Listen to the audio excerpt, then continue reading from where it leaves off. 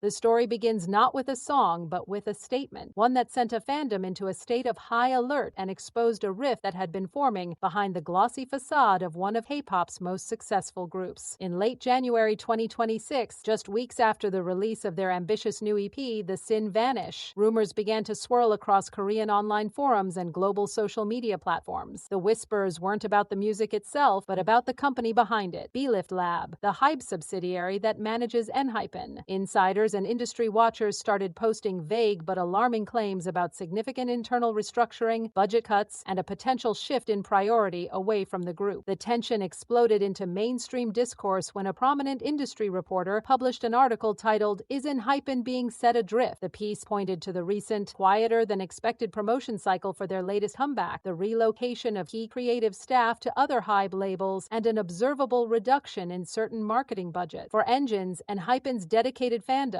this wasn't just gossip, it was a confirmation of their growing fears. They had watched HYBE's corporate focus intensify on its newly debuted mega act and its aggressive Western expansions. The question suddenly became terrifyingly real. In this new corporate landscape was ENHYPEN, now 5 years into their career and between the hot rookie and veteran phases, being strategically deprioritized. The controversy matters because it strikes at the heart of a fundamental anxiety in modern K-pop. What happens to a group after its initial explosive growth, especially within a large publicly traded conglomerate like HYBE? To understand the panic, you have to flash back to the very foundation of ENHYPEN. The group was born from a unique joint venture between HYBE and CJ, a partnership that dissolved in 2023 when HYBE bought out CJ's stake, making Belift Lab a fully owned subsidiary. This move, while framed as consolidation, removed the specific broadcasting and production leverage of CJ.